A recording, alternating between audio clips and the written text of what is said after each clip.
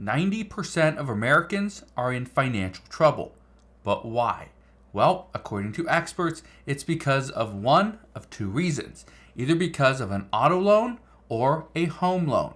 Now today I want to break down what Americans are trying to do at this time, but banks are now pushing back against them, which is causing them to panic because they can't afford the bare necessities. So I'm going to break all this down in just a moment, but all I ask is one thing. It takes 2 seconds. Go ahead, hit that like button if you enjoyed these daily updates, and now let's begin.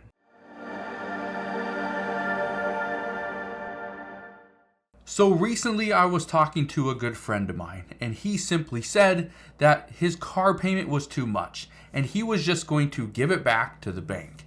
Well, the bank told him, no, we do not accept that deal. You are going to have to continue to pay for this car or else we will send it to an auction. Well, that's what he did. He gave it back to the bank auctioned off his car, and he realized he screwed up. The bank didn't sell it for as much as he thought he could get out of it, and he still owed a certain amount. Now, what does this have to do with you or 90% of Americans? Well, it has to do with the fact that so many people are either upside down in their loans, for example, a car, or it's very difficult to sell a home. Just look at this. It says American consumers are increasingly underwater on their car loans.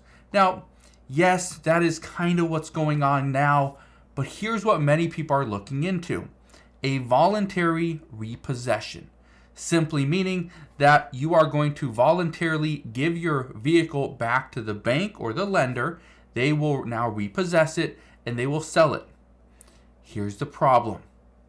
If you bought a car for, let's say, $40,000 and you still have a car loan of $32,000, yet your car's only worth $25,000, the problem is when the bank or lender goes to sell it or auction it off, they may only get $20,000 to $25,000 for it, but you still owe $32,000, meaning you are due for the balance.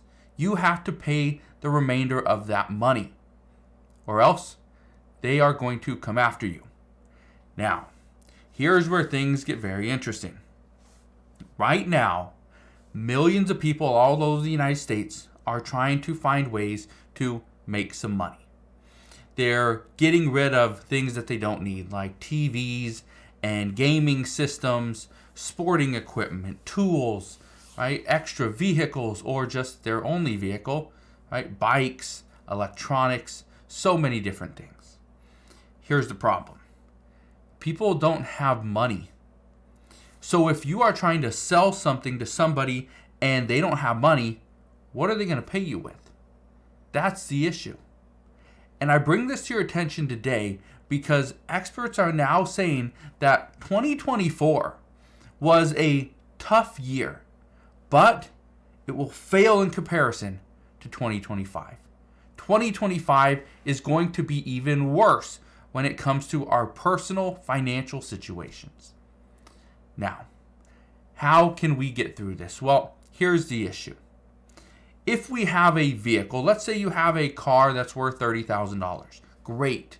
What if that payment on that car is, let's say, $10,000? Okay? Or not $10,000, $1,000. Okay? But again, the car you still owe $30,000, it's worth $30,000, whatever, right? The issue that we're facing is so many people have such a high payment. Okay? Think about this for a second. The average car loan here in the United States is roughly $740 a month. Average car loan. How many people have a car loan that's over $500? Let me ask you this. If you have a car loan, how much do you pay per month? It doesn't matter what the car is. Okay? It doesn't matter how long the loan is. Right? It doesn't matter what your interest rate is. If you have an auto loan that's over $500 a month, let me know. Because this is where many people currently fall within. They are pretty much car poor, right? House poor. They spend so much money on their house and their car, they don't have any money to put towards utilities, towards medicine, okay, just healthcare in general, right? Don't have any money to put towards quality, healthy foods. And that's turning into a crisis because now people are fighting at the McDonald's drive-thru because they want to get there first. They want to get the best deals, right? We're seeing people fighting at farmers markets because they're trying to get the cheapest produce. That's what they're doing. Now, I want to talk about something else. Two of the largest assets that you're going to have in your lifetime are most likely going to be your house and your car. Most people don't have a business that they can turn to. I'm not counting your portfolios, not stocks and retirement accounts. I'm talking about just two things that you own: a house and a car. Those are two things that people say are an asset. A car, in my opinion, is a liability. A home, in my opinion, is a liability. Because if something were to ever go wrong on it, you have to fix it. You are the owner. It comes down to you. Now, here's the problem. The majority of Americans, about 60, I think it's like 63% of Americans, don't have the money just to pay a $500 emergency expense. They don't have the ability to use a credit card because they don't have that much credit or usage left. They don't have $500 in a savings account. They just don't have it. And again, experts believe that 2025 is going to be worse than 2024.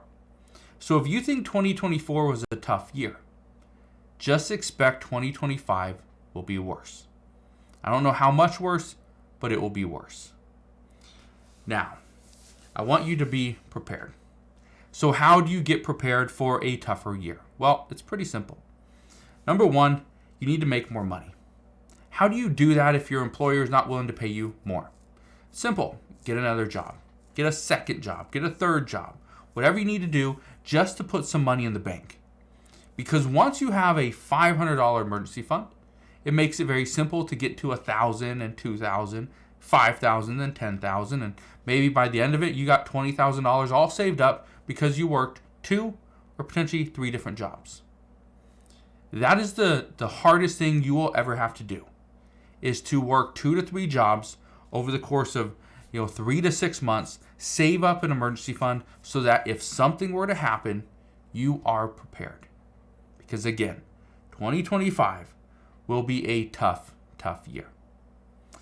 Now, here's the other thing. I was talking to a handful of people the other day. Every single one of them said they were house poor. They are spending so much money on their apartment or their home, they can't afford to do anything. They can't afford to go eat out on a Friday or Saturday night. They can't afford a nice glass of wine. They can't afford a short vacation, even on a weekend. They just can't afford it. Some can't afford a babysitter. This is a problem. But again, 90% of Americans are in financial trouble. They just don't know it yet. It's going to come down to one decision. Okay? One thing is going to happen, and I've been talking about this for a while. We are about to see a massive crisis. We don't know exactly what it's going to look like, how many people it's going to impact, but it is going to affect every single one of us. It's just how we deal with it when it arises. Again, it's going to happen, according to experts, sometime in the first to second quarter of 2025. So, we only got a handful of months before we get there, but as we do, I promise I will fill you in on all the latest news and updates. But as of today, that is what we know. So again, thank you guys for watching. Consider subscribing, and I'll see you guys on the next one.